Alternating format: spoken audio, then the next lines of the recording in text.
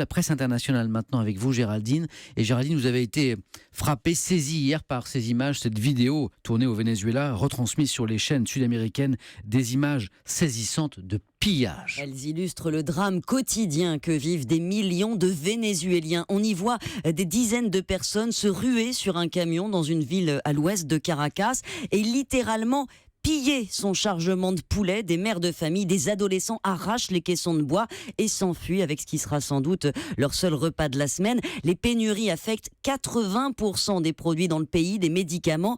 15% de la population, Samuel, selon une enquête récente, pour survivre, fouille dans les poubelles. La presse rapporte quotidiennement des émeutes. Le même jour, au nord du pays, des femmes sont descendues avec des bâtons devant la maison d'un gouverneur. Elles n'avaient eu la veille, écrit le quotidien El Nacional, pour nourrir leur famille, qu'un paquet de farine, un pot de sauce tomate et une boîte de sardines. En fait, c'est tout un pays, le Venezuela, qui est au bord de la famine. Et c'est en tout cas déjà le cas pour les plus pauvres. Ils blâment leur président, Nicolás Maduro, qui n'a rien fait comme Hugo Chavez avant lui, dénonce-t-il, pour diversifier l'économie. 90% des revenus du pays reposent sur le pétrole et depuis que les cours s'effondrent, le Venezuela s'enfonce dans la crise, il ne peut pas importer, l'argent ne vaut plus rien et l'inflation flambe littéralement, elle pourrait atteindre 700%.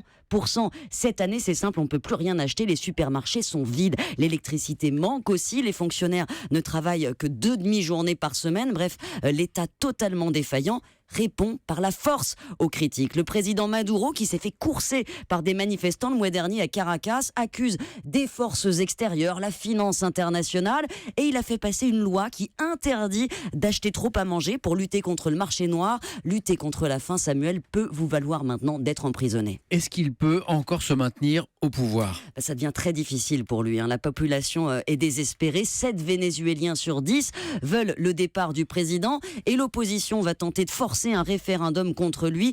Maduro fait tout pour l'empêcher. La prochaine étape aura lieu fin octobre. Ses détracteurs devront rassembler plus de 4 millions de signatures en 2 jours pour avoir le droit d'organiser le vote qu'il ferait partir. À suivre donc. Merci.